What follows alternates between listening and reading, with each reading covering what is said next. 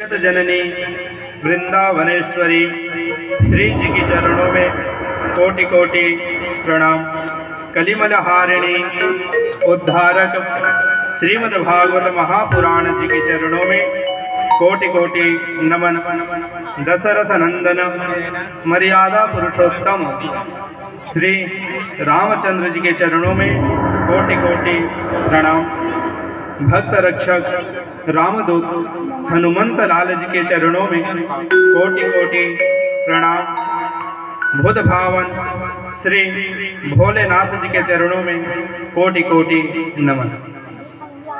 जैसे कि पूर्व की विधिवत आपको पता है, विघ्न विनाश करता, विघ्न की विनाश की कामना के लिए पहले कीर्तन किया जाता है, गोविंद नाम संकीर्तन किया जाता है। तो आइए हम लोग भी मनवाणी को शुद्ध करने के लिए तालियों की सेवा करते हुए भगवान गोविंद का नाम संकीर्तन करें।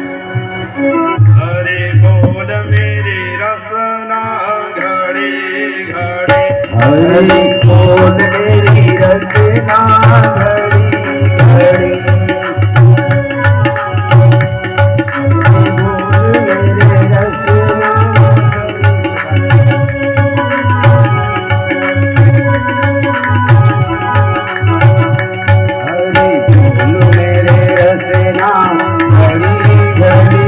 हरि बोल मेरे रसना घड़ी घड़ी, हरि बोल मेरे रसना घड़ी घड़ी, हरि बोल मेरे रसना घड़ी घड़ी, घड़ी घड़ी घड़ी घड़ी, घड़ी घड़ी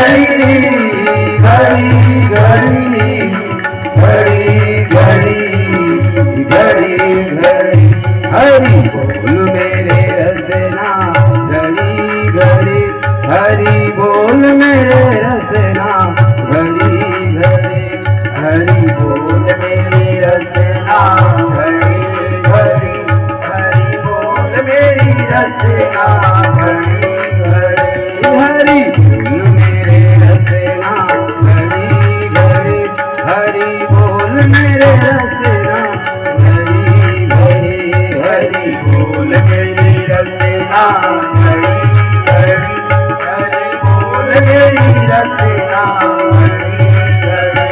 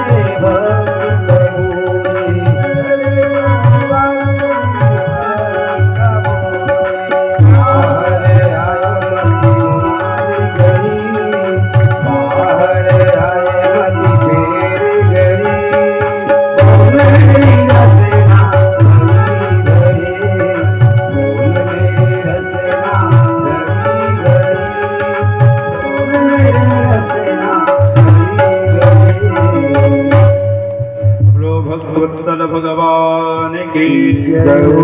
श्रीमद्भागवत महापुराण की जय हो। भक्तवांछा कल्पतरु कृपा सिंधु दीनबंधु दीनानाथ जगतपते परात्पर परम ब्रह्म पतित पावन प्रियतम परमेश्वर परमानंद देवकी नंदन नंदनंदन कंद चिन्ह मूर्ति रसरास शेखर वृंदावनेश्वर ब्रजेश्वर हृदयेश्वर प्राणवल्लभ अखिल रसामृत सिंधु सार विग्रह आनंद कंद धीर ललित स्वयंभू भगवान श्री राधा रमण देव जी की महती कृपा से महती अनुकंपा से आज इस ग्राम डेहरी में गोलोकवासी स्वर्गीय श्रीमती अमोलाबाई मिश्रा की स्मृति में संतोष बसंती मिश्रा जजमान द्वारा एवं समस्त मिश्रा परिवार द्वारा आयोजित कल कल्लोल वंदनीय कृपामयी उद्धारक श्री कृष्ण जी की वांग्मयी प्रतिमूर्ति श्रीमद्भागवत महापुराण का दिव्य कथा अमृत का रसपान करने जा रहे हैं।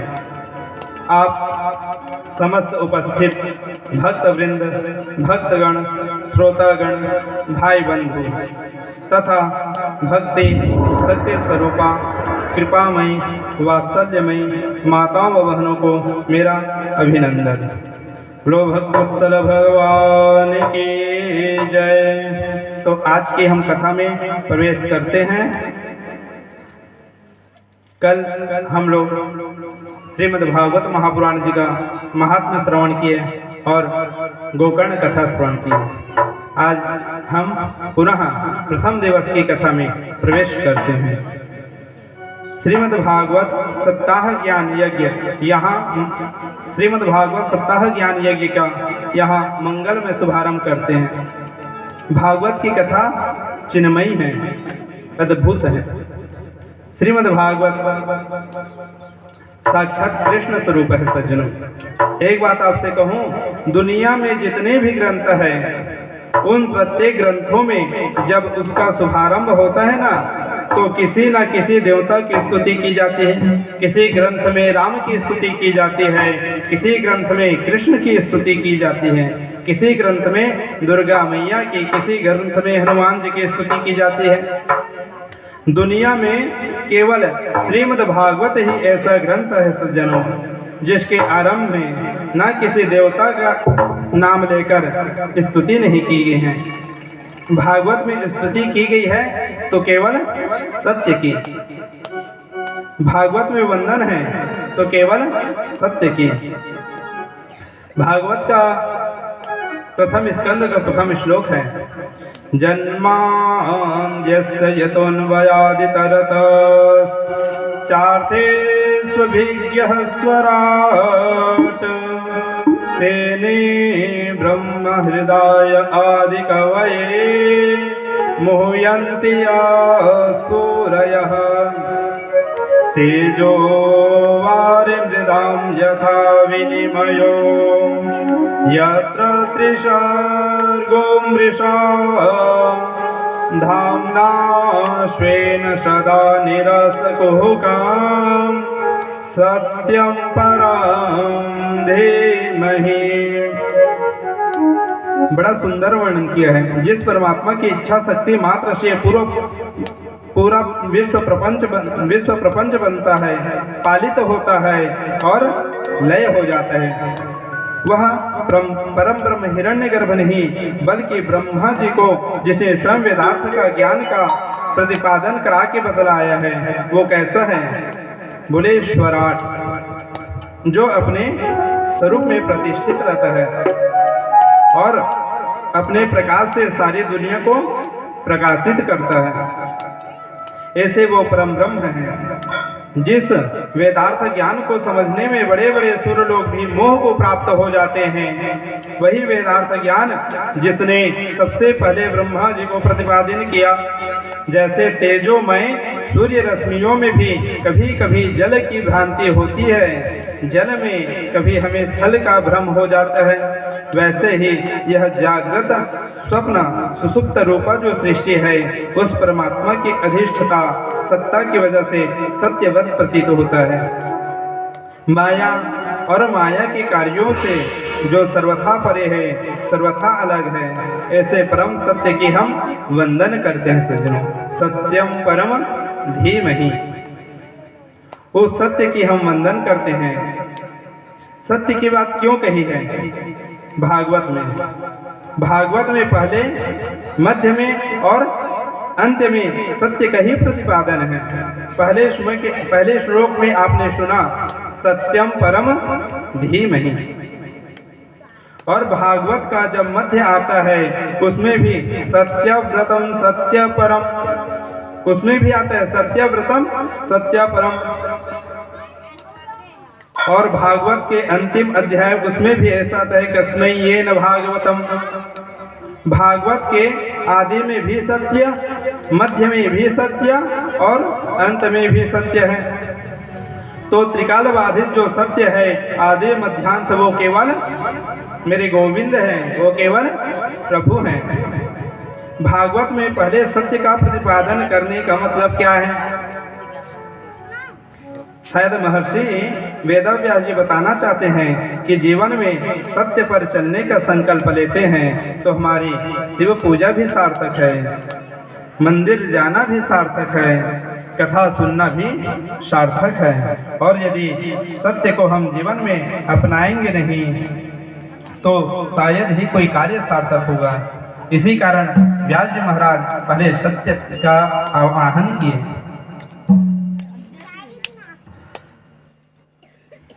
सत्य ही नारायण है सज्जनों, और नारायण ही सत्य है। राम भी सत्य है, कृष्ण भी सत्य है, इसलिए सत्यम परम धीमहि कहा गया है। बाबा तुलसीदास जी कहते हैं धर्म न दूसर सत्य समाना, आगम निगम पुराण बखाना। सत्य से बढ़कर कोई धर्म नहीं होता। हमारे महर्षि वेदव्यास जी लिखते हैं शास्त्रों में असत्याद पराधर्मो, अर्थात नहीं असत सम पातक पुंज। असत्य से बड़ा कोई अधर्म नहीं होता और सत्य से बढ़कर कोई धर्म नहीं होता। इसलिए जीवन में ज़्यादा से ज़्यादा सत्य बोलने का संकल्प ले, यही जीवन का सार है। यदि यही जीवन का परम तत्व है, हम मन में संकल्प ले कि ज़्यादा से ज़्यादा सत्य बोलेंगे, सत्य का प्रतिपादन ही तो श्रीमद् भागवत है। दूसरे श्लोक में बड़ी सुंदर बात कही है धर्म प्रोंझित कैत्रवोत्र परमो निर्मत्सराणां सतां वेद्यां वस्त्रवमस्त्रवस्तु सेवदां तापोत्रयोन्मूलनम्। श्रीमद्भागवते महामुनिकृते किं वा पैरीश्वरः श्रद्धयो हृद्यवरुध्यके त्रिकृतिभिः शुश्रूषुभिः सक्षणात्। भागवत में परम धर्म का निरूपण किया गया है सज्जनों।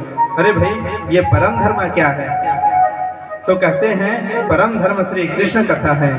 जो निष्कपट संत है, जिसके मन में जरा भी कपट नहीं है, जो निष्कामी है, निष्कामी जिसका जीवन है, उन संतों के जानने योग्य जो परम धर्म कृष्ण कथा है, उस कृष्ण कथा का वर्णन श्रीमद् भागवत में है। वो कृष्ण कथा कैसी है? बोले शिवदम शिवम कल्याणम ददाति इति शिवदम, कल्याण करने वाली है कृष्ण कथा। और कैसी है? तापोत्रयोन्मूलनम, तीनों प्रकार की तापों का उन्मूलन करती है श्री कृष्ण कथा। कौन कौन से तीन प्रकार के ताप? दैहिक, दैविक, भौतिक, ये तीन प्रकार की ताप होती है। तीनों प्रकार की तापों का नष्ट कर देती है श्री कृष्ण कथा। कहते हैं यदि अन्य किसी ग्रंथ को पढ़ने का समय न मिले, जीवन में भागवत पाठ का संकल्प ले लो। आप कोई ग्रंथ नहीं पढ़ पा रहे हैं, उतना समय नहीं, तो केवल भागवत का आश्रय ले लो, आप ध्यान देंगे। यदि हम 7 दिन तक नियम से भागवत सुन रहे हैं तो हम बड़भागी हैं। और आपने अपने मन में संकल्प किया कि चलो कथा सुन आते हैं, और ऐसा संकल्प लेकर कथा सुनने जैसे ही घर से निकले, उसी समय आपके हृदय में मेरे गोविंद का प्रागट्य हो जाता है। उसी समय मेरे नंदलाल का प्रागट्य हो जाता है। बोलिए जय श्री कृष्ण। कथा आपने सुनी नहीं, कथा सुनने के जैसे ही मन में संकल्प लिया, संकल्प मन में आते ही गोविंद का प्रागट्य हो जाता है हृदय में। ऐसी भागवत की कथा की महिमा है सज्जनों, ऐसा भागवत का दिव्य चिन्मयी स्वरूप है। एक प्रश्न होता है, श्रीमद् भागवत जी का आरंभ कैसे हुआ, भागवत जी का शुभारंभ कैसे हुआ, भागवत जी का प्रागट्य कैसे हुआ। तो बोलते हैं निगम कल्पतरोर्गलितं फलम सुखमुखादमृताद्रवसंयुतं पिबत भागवतं रसमालयं मुहुरहो रसिका भुवि भावुका। सज्जनों, निगम है वेद, वेद रूपी जो कल्प वृक्ष है, आप सोचे एक बहुत सुंदर वृक्ष है, उस वृक्ष का नाम क्या है, निगम। जो वेद रूपी सुंदर कल्प वृक्ष है, उसका पका हुआ फल ही श्रीमद् भागवत है।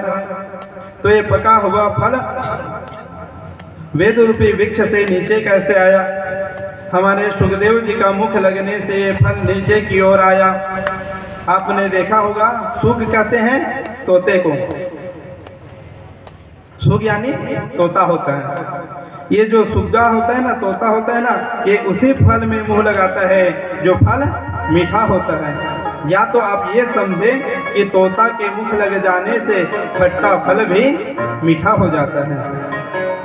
तो तोते ने जिस फल में मुख लगा दिया, वो फल कभी खट्टा हो ही नहीं सकता। तो सुखदेव जी महाराज उस फल को नीचे की ओर किया। अब कहते हैं फल में भैया गुठली तो होगी, छिलका तो होगा। कोई भी समझदार व्यक्ति गुठली छिलका खाता है क्या? बोलते हैं नहीं नहीं। तो क्या गुठली छिलका भागवत में नहीं है? बोलते हैं बिल्कुल भी नहीं है। जिसको हम छोड़ दे, यदि गुठली छिलका रहती तो हम छोड़ देते, पर भागवत में बिल्कुल भी गुठली छिलका नहीं है। बोल अमृत द्रव्य संयुतम, इसमें तो अमृत है, एकदम अमृत। और कैसा अमृत? कथा अमृत, कहीं गुठली नहीं, छिलका नहीं है। ठीक है, अमृत बता दिया भागवत को आपने, तो अब हम क्या करें? अब अमृत है भैया, तो अमृत को हम क्या करेंगे?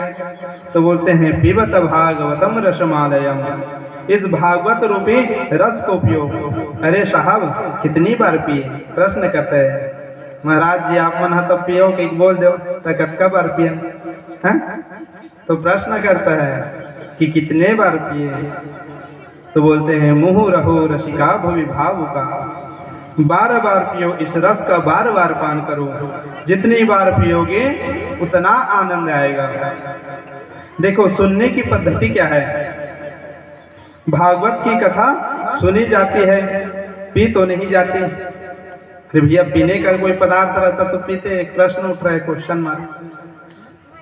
तो यहाँ पे श्रृणुत भागवतम रसमालयम भी कह सकते थे।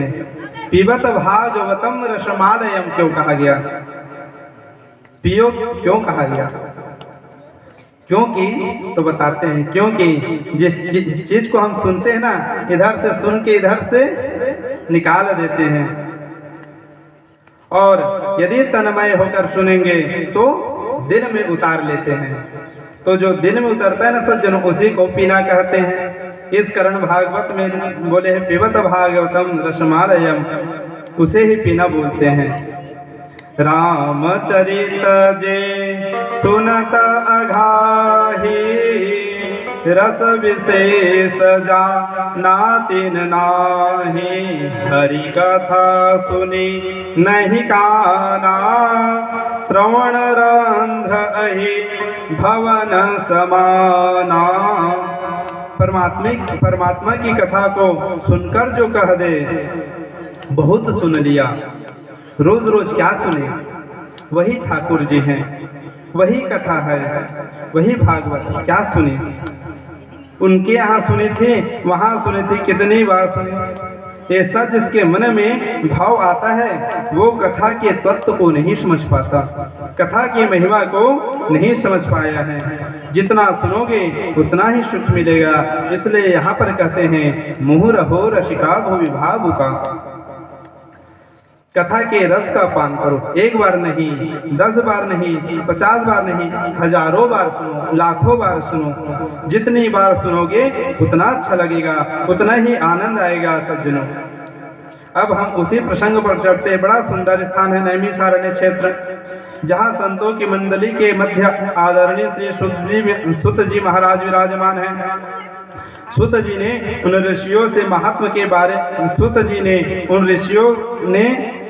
जी से उन ऋषियों ने महात्मा के बारे में श्रवण कर लिया और बोले त्वया खलु पुराणानि सेहितानि चानघ आख्यान्य व्यघितानि धर्मशास्त्राणि यान्युतः। सुत जी से शौनक आदि ऋषि कहते हैं आप इतिहास के जानकार हो, पुराणों की ज्ञाता हो, इसलिए आपसे कुछ पूछने का मन होता है महाराज, कुछ जानकारी लेने की इच्छा हो रही। सुत जी ने कहा पूछिए। शौनक जी बोले आज आपसे 1 नहीं 2 नहीं, हम पूरे 6 प्रश्न पूछेंगे महाराज। तो पहला प्रश्न है सज्जनों, मानव के लिए परम धर्म क्या है। दूसरा प्रश्न पूछते हैं, मंदिर में जब हम पूजा करने जाते हैं तो बड़ी विचित्र बात लगती है। कोई कहता है शंकर जी श्रेष्ठ है, कोई कहता है माँ दुर्गा सबसे ऊंची है, कोई कहता है भैरव बाबा श्रेष्ठ, कोई कहता है हनुमान जी श्रेष्ठ हैं। तो किसके प्रति हम मन लगाए ये हमारी समझ में नहीं आता। क्या कभी कभी व्यक्ति को भ्रम भी हो जाता है। और तीसरा प्रश्न पूछते हैं, वेद में परमात्मा अजन्मा है, भगवान को वेद अजन्मा कहते हैं, जो कभी जन्म नहीं लेते, जो कभी जन्म नहीं लेते उसका नाम है अजन्मा। तो दशरथ का बेटा राम कैसे बना, देवकी वसुदेव का पुत्र कृष्ण कैसे बने, ये तीसरा प्रश्न है महाराज। फिर चौथा प्रश्न बोलते हैं, भगवान के कितने अवतार हैं। कोई कहता है 10 अवतार है, कोई कहता है 24 अवतार है, कोई कहता है हरि अनंत हरि कथा अनंत, कोई कहता है भगवान का कथा अनंत और भगवान भी अनंत है, इसलिए उनके अवतार भी अनंत है। कितने अवतार है इसे कोई जानता नहीं, तो प्रमाणिक रूप से कितने अवतार हुए हमें बतलाइए। पांचवा प्रश्न बोलते हैं, अतः साधोत्रयत्सारं समुद्रिध्य मनीषया, जो कथा का सार है, शास्त्रों का सार है, वो हमें बताने की कृपा करिए। और छठा प्रश्न है सज्जनों, भगवान जब अपनी लीला संपन्न करने के लिए आए, श्री कृष्ण ने जब अवतार लिया, अवतार लेते समय गोविंद ने कहा था हम पृथ्वी का भार उतारेंगे। और स्वयं भगवान गीता में कहते हैं धर्म संस्थापनार्थाय संभवामि युगे युगे, मैं धर्म की स्थापना करने के लिए युग युग में अवतार लेता हूँ। यदि हम प्रभु की बात पर विश्वास करें कि भगवान धर्म की स्थापना करने के लिए अवतार लेते हैं, तो अपनी लीला समाप्त कर जब श्री कृष्ण चले जाते हैं तो धर्म अकेला पड़ जाता है। धर्मः किम शरणं गतः, तब धर्म किसकी शरण में गया। आप हमें कृपा स्पष्ट करके बताइए। यह हमारे 6 प्रश्न हैं।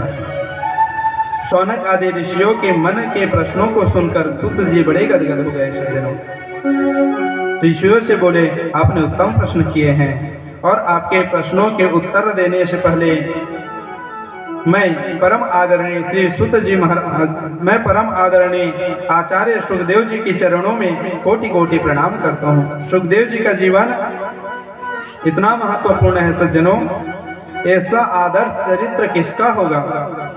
12 वर्ष तक सुखदेव ने मातृगर्भ में वास किया। इतना विचित्र संत है सुखदेव जी। गोलोक धाम में राधा रानी की गोद में सुखदेव जी क्रीड़ा करते थे। किशोरी राधा जी ने एक दिन सुखदेव से कहा, बेटा अब मृत्यु लोक में जाओ और जन जन में भागवत धर्म का प्रचार प्रसार करो। सुखदेव जी ने कहा, माता संसार में जाते ही माया पकड़ लेगी और उस माया ने मुझे पकड़ लिया तो जो आज 2-4 माला आपका जप कर रहा हूँ वो भी छूट जाएगी। किशोरी राधा ने कहा, नहीं बेटा, मैं आपको वचन देती हूँ आप पर माया का कोई असर नहीं होगा। वही आदरणीय पूज्य सुखदेव जो तोता के रूप में गोलोक धाम में किशोरी राधा जी की गोद में खेलते थे, मृत्यु लोक में आए और कैलाश पर्वत के ऊपर एक पक्षिणी के गर्भ से उन्होंने जन्म लिया। अंडे के रूप में प्रकट हो गए। अभी अंडे में जीव का प्रादुर्भूत नहीं हुआ था। बर्फीली हवाएं जोर से चलने लगी।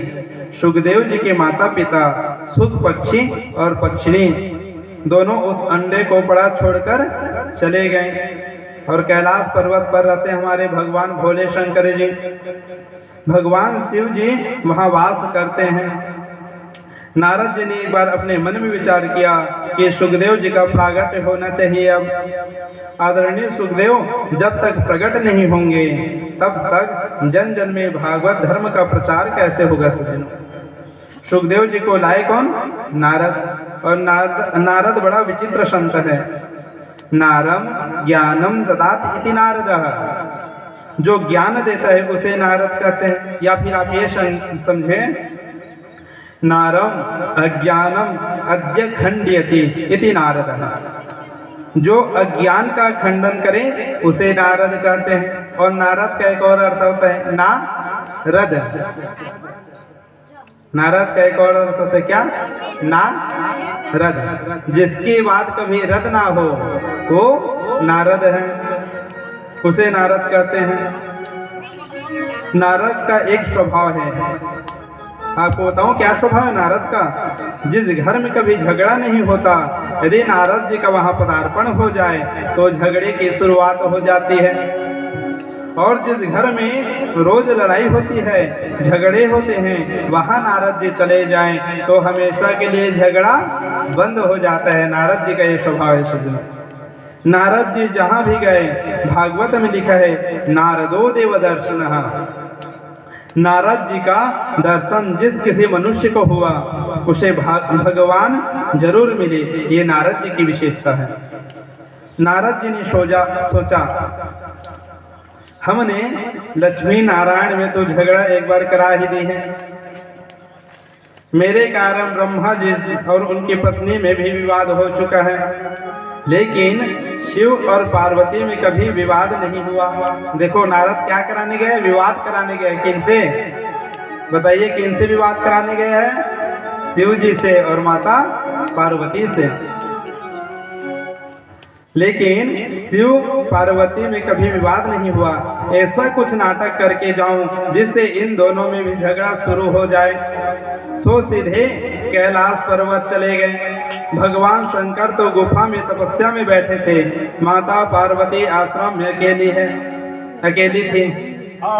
माता पार्वती ने नारद को देखा, खड़ी हो गई। आओ महाराज, आओ नारद पधारो। बड़ी कृपा करी। माता ने आसन दिया, उनके सामने सुंदर पात्र में लड्डू रख दिए, जल रखा। पाइए महाराज, विराजिए।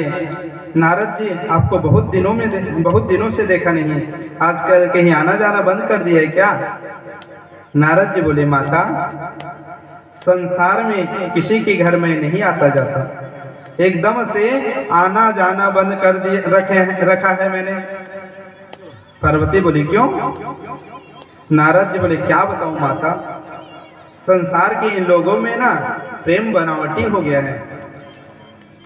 जो भी दुनिया में जो भी जिससे प्रेम करते हैं माता, सब बनावटी प्रेम करते हैं। तुलसीदास जी लिखते हैं, सुर नर मुनि जन सबकी यह रीति, और स्वार्थ लागई करे श्रव प्रीति। तो माता, ये संसार के लोगों में ना बनावटी प्रेम हो गया है। संसार के लोगों का प्रेम सच्चा नहीं रहा, सब बनावटी हो गया माता। इसलिए कहीं भी आना जाना बंद कर रखा है। जहाँ सच्चा प्रेम नहीं, वहाँ जाना क्या। पार्वती बोली, अब तो मैं आपसे क्या बोल सकती हूँ, मैं तो अपनी बात कहूँ। हम दोनों में इतना प्रेम है, मेरे पति तो मुझसे इतना प्रेम करते हैं कि कोई भी बात गुरुदेव ने जो मंत्र हमें कान में दिया, ध्यान दीजिए, गुरु के द्वारा कान में जो मंत्र मिलता है वो अपनी पत्नी को भी नहीं बताना चाहिए। ये शास्त्र कहते हैं, गोपनीयम गोपनीयम गोपनीयम प्रयत्नतः, उसे गुप्त रखो, ये शास्त्र की मर्यादा है। लेकिन मेरे पति तो मुझसे इतना प्रेम करते हैं नारद कि सबसे पहले वो मंत्र मुझे आकर बताया। गुरुदेव ने हमें ये मंत्र दिया। हम लोग रोज भजन करने बैठते हैं आंखें बंद कर समाधि लगाकर, तो समाधि में जो प्रभु का दर्शन प्राप्त होता है वो किसी को नहीं बताना चाहिए। ये शास्त्र कहता है उसको गुप्त रखो। लेकिन मेरे पति तो इतने अच्छे हैं, रोज शाम को आकर बताते हैं, आज मैंने राम का दर्शन किया, आज हमने कृष्ण का दर्शन किया, आज तो भगवान की उस झांकी का दर्शन किए। इतना प्रेम करते हैं मुझसे, कैसे बोलूँ आप। नारद ने कहा, ये तो बहुत आनंद की बात है माता कि आपके पति आपसे इतना प्रेम करते हैं। प्रेम जिससे किया जाता है उससे कोई बात छिपाई नहीं जाती। भगवान करें आपका प्रेम निरंतर बढ़ता ही रहे। तब तो आपके पति आपको ये भी बात जरूर बताई होगी कि वो गले में जो मुंड माला पहने हैं ना, उसमें किसके मुंड लगे हैं, ये बात आपको बताई। पार्वती जी बोली, सुनो, प्रेम तो बहुत करते हैं मुझसे, लेकिन मुंड माला में किसके मुंड लगे हैं ये कभी नहीं बताया। नारद जी बोले, तो क्या प्रेम करते हैं। 24 घंटे जिस माला को अपने हृदय से लगा कर रखते हैं, माला पहनते हैं तो हृदय से लगता है ना, 24 घंटे जिस माला को पहन कर रखते हैं, हृदय से लगा कर रखते हैं, उस माला में किसके मुंड लगे हैं ये बात अपनी पत्नी को यानी आपको नहीं बताई। हम तो जाते हैं माता, अब आप जानो और आपका काम हो जाने, इतना ही काफी था। नारद जी अपना प्रभाव वहाँ छोड़ दिए। नारद का काम है ना, जहाँ लड़ाई झगड़ा ना हो वहाँ लड़ाई झगड़ा कराना। भगवान शंकर के यहाँ से चले गए नारद जी। पार्वती ने कहा, हे भगवान, जिसको पति परमेश्वर मानती हूँ वह मेरा कोई मान नहीं करते। पार्वती जी ने सुंदर वस्त्र उतार कर मणिर वस्त्र पहन लिए, आभूषण उतार फेंक दिए और कोप भवन में चली गई। पुराने जमाने में जब मकान बनवाते थे ना सज्जनों, तो स्त्रियों का रुकने का एक कमरा अलग से बनता था। ये नियम था उस समय का। उस कमरे के द्वार पर लिखा रहता था कोप भवन। यदि उसमें चली गई तो समझो वो रूठ गई। फिर पति देव बड़ी मुनहार से मनाया करते थे। माता पार्वती भी कोप भवन में चली गई। शंकर जी ने देखा मेरे आश्रम से नारद जी निकल कर जा रहे हैं, और नारद जी जाते जाते शंकर जी से बोल गए, आश्रम में जल्दी पधारना बाबा, माता ने आपको याद किया है। शंकर जी मन में सोचा, आप घर पधार कर आए हैं तो जरूर याद करती होगी। जहाँ आपके चरण पड़े वहाँ तो कल्याण ही हो जाता है। शिव जी ने कहा, क्या बात है देवी, आप इतना उदास क्यों हैं। पार्वती मैया बोली, रहने दीजिए, अंदर से भी काले और ऊपर से भी काले हो। शिव जी ने कहा, अंदर का काला वो होता है जो कपट करता है। मैंने तो जीवन में कोई कपट ही नहीं किया आपसे, आप मुझे कपटी बोलती हैं। पार्वती ने कहा, 24 घंटे मुंडों की माला पहनते हैं, उसमें किसके मुंड लगे हैं बात मुझे कभी बताई। भगवान शिव ने कहा, आपने कभी अवसर ही नहीं दिया, लेकिन मैं आपसे कितना प्रेम करता हूँ इसका यदि वास्तव में कोई प्रमाण है तो ये मुंडों की माला है देवी। मुंड माला में किसी और के सिर नहीं लगे, आपके ही सिर हैं देवी। वैसे तो आप पराम्बा हैं, जगदम्बा है, लेकिन लीला की सिद्धि के लिए जब जब आपने अपने जीवन में परिवर्तन लाती हो, चरित्र में परिवर्तन लाती हो, तुम्हारी याद बनी रहे, इसके लिए तुम्हारे सिर को अपनी माला में पिरो लेता हूँ। मेरे जीवन में इतनी बार तुमने अपने देह का परित्याग किया है, ये तुम्हारे ही सिर लगे हुए हैं, किसी और के नहीं। हम तो मरने के बाद भी तुम्हारे सिर को माला में लटकाए घूमते हैं, तुम कहती हो हम कपटी हैं। पार्वती बोली, हे भगवान, तब तो आप महाकपटी निकले। शिव जी बोले, वो कैसे? ऐसी मैया बोलती, ऐसी कौन सी दवाई खा रखी है जो तुम कभी मरते ही नहीं हो, हमें ही मरना पड़ता है, मुझे ही बार बार मरना पड़ता है। वास्तव में प्रेम करते होते तो वो औषधि मुझे भी पिलाते, जिसे पीने से मैं अमर हो जाती। भगवान शंकर गंभीर हो गए, नेत्र सजल हो गए और पराम्बा पार्वती से बोले, देवी मैं वो मैंने एक अमृत पान किया है, अद्भुत कथामृत का पान किया है, और वो अमृत है श्रीमद् भागवत कथा अमृत, अमर कथा। उस अमर कथा का पान करने की वजह से मेरा कभी जन्म नहीं होता, कभी मृत्यु नहीं होती। माता पार्वती चरणों में गिरकर बोली, वो अमृत आप मुझे भी पिलाओ भगवान। भगवान शिव ने कहा, भगवान की कथा सुनने के 3 नियम हैं, 3 विधान हैं। पहला, भागवत की कथा सन्मुख बैठकर सुननी चाहिए। एक व्यास मंच के पीछे बैठकर भागवत की कथा सुनना शास्त्रों में निषेध है, पहला नियम।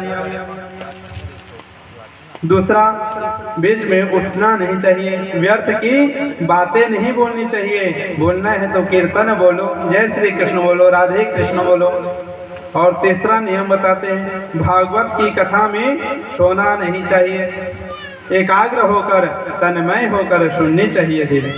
देवी मैं तो जब कथा सुनाता हूँ नेत्र बंद करके कथा सुनाता हूँ, आप सुन रही हो कि नहीं यह मैं कैसे जान पाऊँ। इसलिए जब तक कथा चलेगी आप बीच बीच में ओम ओम ओम की पुकारू भरना, जैसे हमन भरता ना, हाँ जी हाँ जी, तो ऐसे देवी आप ओम ओम की पुकारू भरते रहना। माता पार्वती बोली, ठीक है प्रभु। शिव जी ने जब कथा आरंभ किया, कैलाश पर्वत पर कोई नहीं था। श्रोता है माता पार्वती, वक्ता है भगवान शिव जी।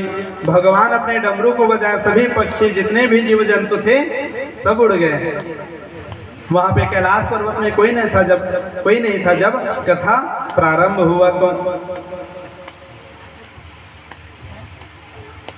श्रोता है माता पार्वती और वक्ता है भगवान शिव जी। पीछे फूटा हुआ अंडा जरूर पड़ा था, वो भी तोते का अंडा था। भगवान भोलेनाथ भागवत सुनाने लगे। माता पार्वती ओम ओम ओम कहकर सुन रही है, लेकिन पहले दिन की कथा जैसे ही विश्राम हुआ, पीछे पड़ा तोता का अंडा साबुत हो गया। उस अंडे में जीव का प्रादुर्भाव हो गया। दूसरे दिन की कथा के प्रभाव से अंडा फूट गया, उसमें सुंदर सा पक्षी निकला। पड़ा हुआ पक्षी तीसरे दिन की कथा को सुन रहा है तो गदगद हो रहा है। अमृत कथा है सज्जनों, अमृत वचन है ना भागवत में। भागवत के चौथे दिन की कथा में मानो रसगुल्ला है। भगवान कृष्ण जन्म, राम जी का जन्मोत्सव, उसको सुनकर बच्ची गदगद हो गया। माता पार्वती ध्यान लगाए बैठी है। शिव जी माता पार्वती को कथा सुना रहे हैं। 7 दिन तक अविश्राम गति से कथा ऐसे ही चल रही थी। माता पार्वती को श्री कृष्ण की कथा सुना रहे हैं भगवान शिव जी। पक्षी बड़े प्रेम से सुन रहा है। भगवान शंकर ने कहा, देवी पार्वती, जब उद्धव जी को पता चला कि प्रभु श्री कृष्ण अपनी लीला को समाप्त कर जाना चाहते हैं, तो उद्धव जी आकर कृष्ण के चरणों में प्रणाम किया। योगेश योग विन्यासः, आप योगों की स्वामी हैं, योग की अधीश्वर हैं। बताइए त्याग क्या है, वैराग्य क्या है, संन्यास क्या है। ये ज्ञानमय प्रसंग जब श्री उद्धव जी ने पूछा, इसको सुनते सुनते माता पार्वती को निद्रा ने घेर लिया। 5 दिन से सुन रही थी, शरीर में कभी कभी थकान हो जाती है। तो पार्वती माँ को झपकी लग गई और वो सो गई। लेकिन शिव जी तो नेत्र बंद करके कथा सुना रहे हैं। उन्हें नहीं पता कौन सोया और कौन जग रहा। पक्षी ने देखा माँ सो गई, हाँ जी बंद हो गई, और कहीं कथा विश्राम नहीं ले लेवे। इसलिए पक्षी ने माता पार्वती जैसे स्वर में ओम ओम ओम कहना शुरू कर दिया। पीछे बैठकर सुन रहा है। और भागवत की कथा जब पूरी हो गई, भगवान शिव ने जोर से जयकारा लगाया, बोले बाल कृष्ण लाल की जय। जैसे ही जोर से जयकारा लगाया, पार्वती जी की नींद टूट गई। हाँ भगवान। फिर कृष्ण ने उद्धव से क्या कहा? भगवान शंकर बोले क्या कहा, मतलब ये कथा तो पूरी हो गई। माता पार्वती बोली मैं तो सो गई थी, पूरी कैसे हो गई? भोलेनाथ बोलते पर ये ओम ओम ओम कौन बोल रहा था? देखा तो पक्षी बोल रहा है। शिव जी ने कहा इसने कथा सुनी, इससे मुझे कोई आपत्ति नहीं, परंतु कथा बिना विधि के सुनी, इससे आपत्ति है। सामने बैठकर सुनता, पीछे बैठकर सुनी, मानो इसने ब्रह्म विद्या की चोरी की। त्रिशूल लेकर भोलेनाथ मारने के लिए दौड़े। कैलाश पर्वत से उड़ता उड़ता पक्षी दौड़ लगाता। कैलाश से आप नीचे उतर कर आएंगे तो नीचे बढ़ता है बद्रीनाथ धाम। बद्रीनाथ धाम में भगवान वेद व्यास जी वास करते हैं। उनकी कुटिया का नाम है शामप्राक। उनकी पत्नी श्रीमती विटका देवी बैठी थी।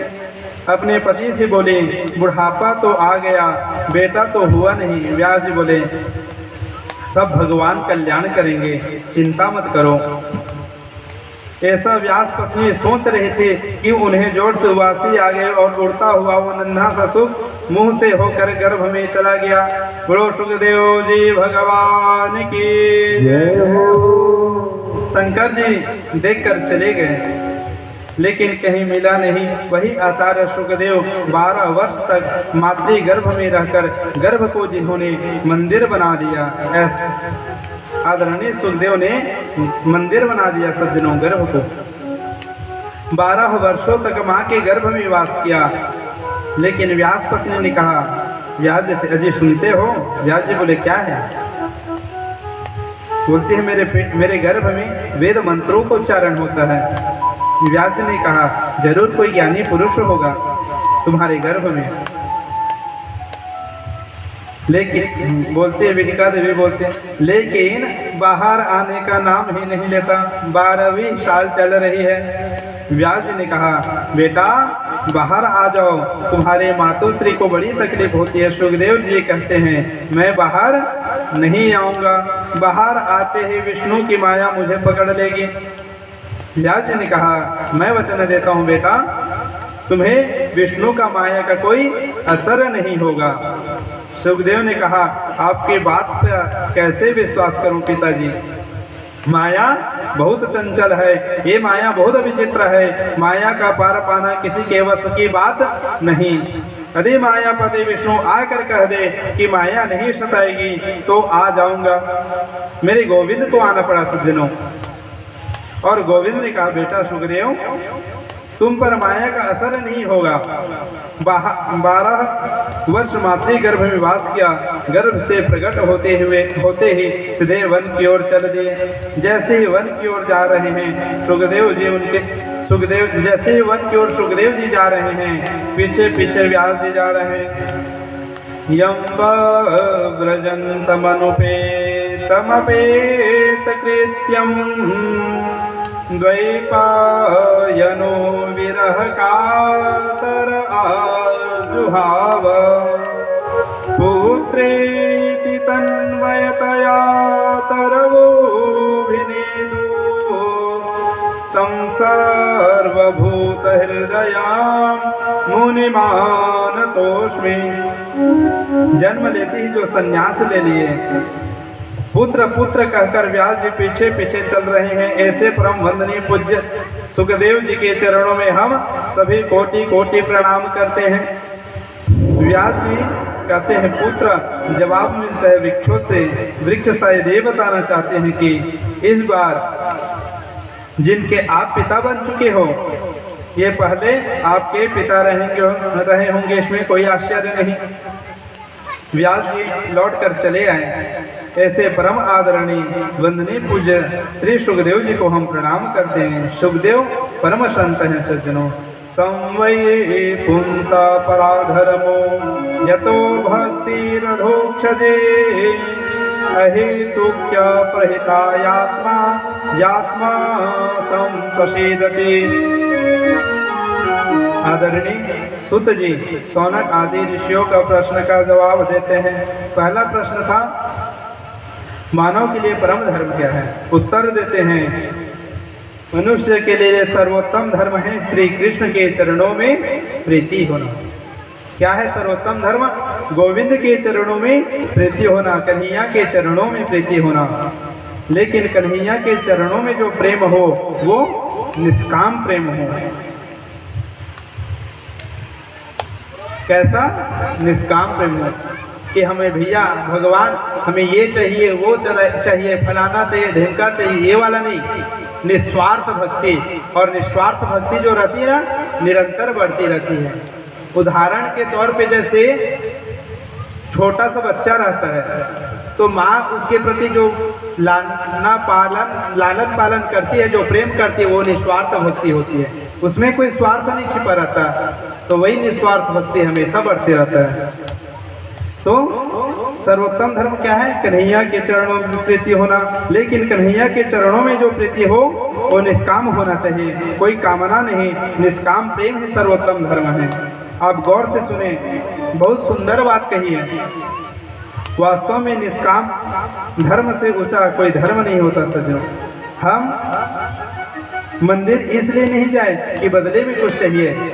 मंदिर जाते हैं तो मांगते ना, भगवान हमें ये दे दो, भगवान हमें ये दे दो।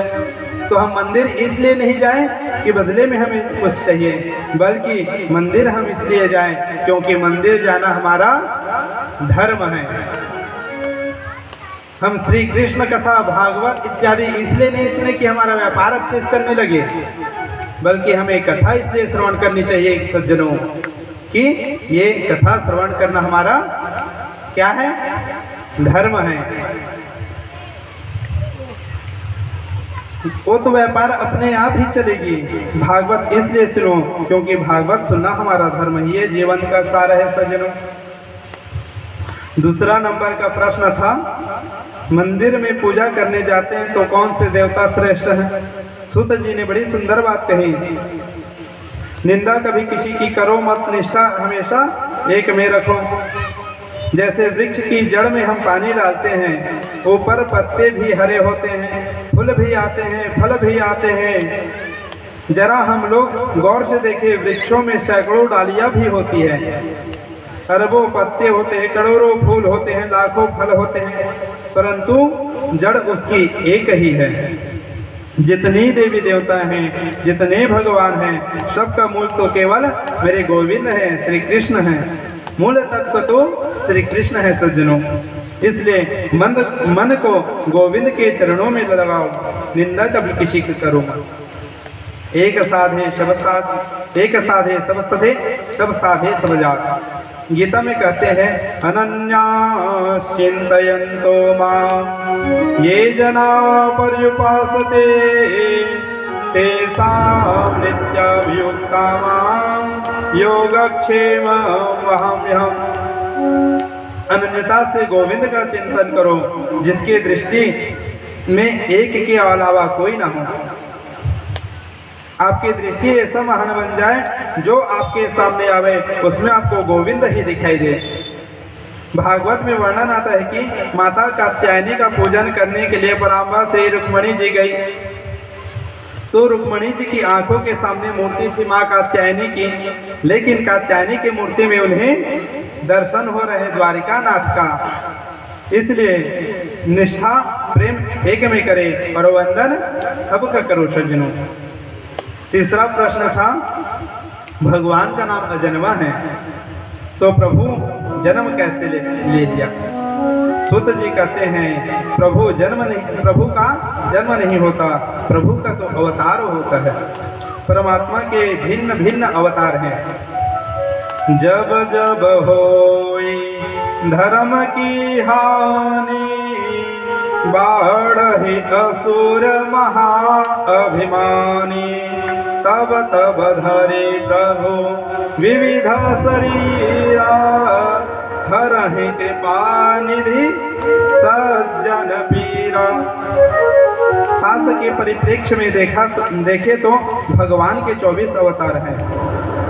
इन अवतारों का हम चिंतन और स्मरण कर ले। भगवान के 24 अवतारों में पहला अवतार है सनक सनंदन सनातन और सनत कुमार, दूसरा वाराह अवतार, तीसरा संत नारद जी का अवतार, चौथे नंबर पे नर और नारायण, पांचवें नंबर में कपिल देव जी महाराज, छठे में दत्तात्रेय मुनि जी, सातवें नंबर यज्ञ भगवान, आठवें में ऋषभ देव जी, फिर नौवें में केतु जी महाराज, फिर मत्स्य अवतार, कच्छप अवतार, धन्वंतरी अवतार, मोहिनी अवतार, नरसिंह अवतार, वामन अवतार, परशुराम अवतार, महर्षि वेदव्यास जी का अवतार,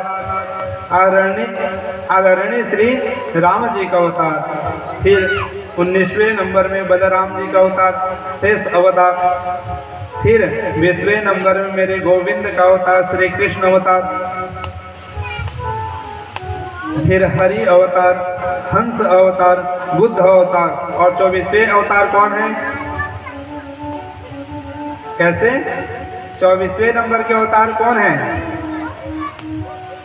कल्कि अवतार, वही ना आएंगे अभी कलयुग में।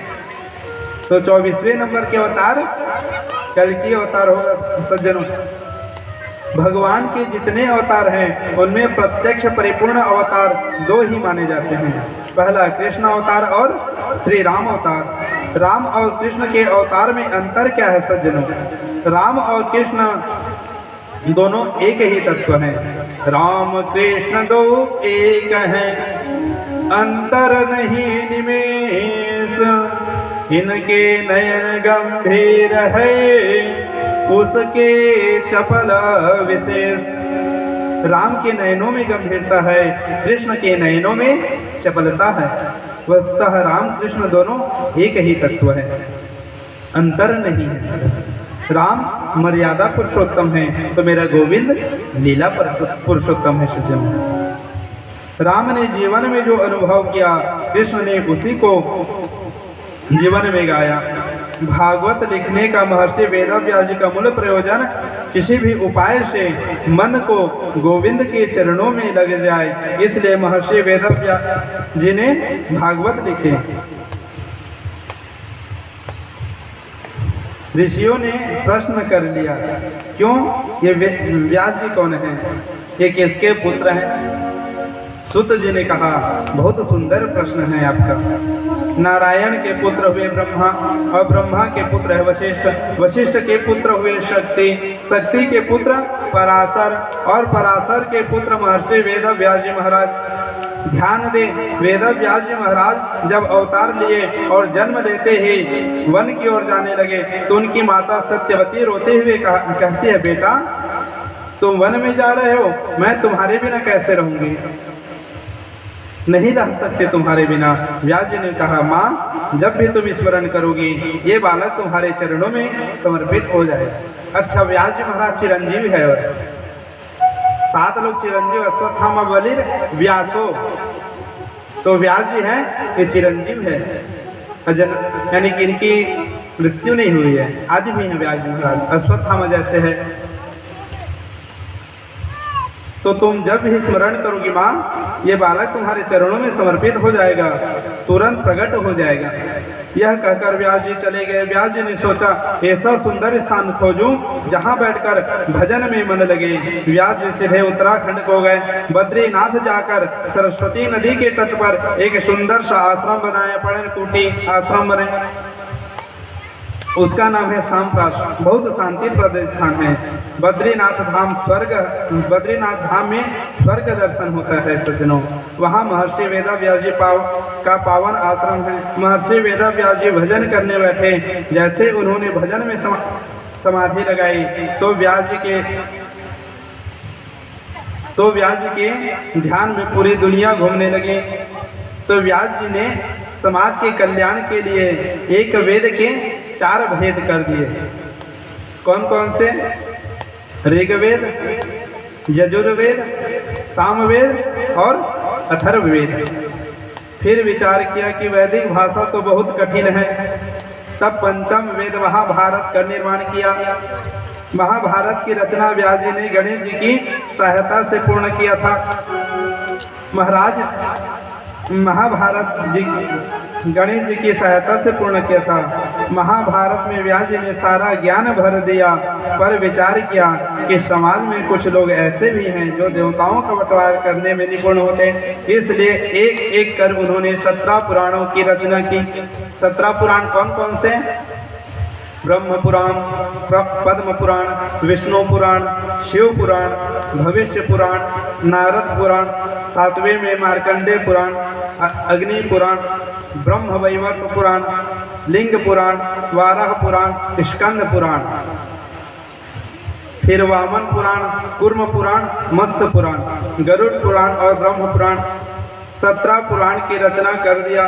फिर भी व्यास जी को संतोष नहीं था, मन अशांत था। बैठे बैठे सोच रहे थे कि मेरा मन में शांति क्यों नहीं है। उनके मन में यही बात बार बार चल रहा था कि मैंने संसार के लिए, समाज के लिए इतना सब कुछ कर दिया, फिर भी मन को शांति नहीं मिली। तब व्यास जी की मन की बात को जानकर हरि नाम संकीर्तन करते हुए नारद जी पधारे। नारद जी को व्यास जी ने प्रणाम किया। नारद जी व्यास जी से उनकी चिंता का कारण पूछा।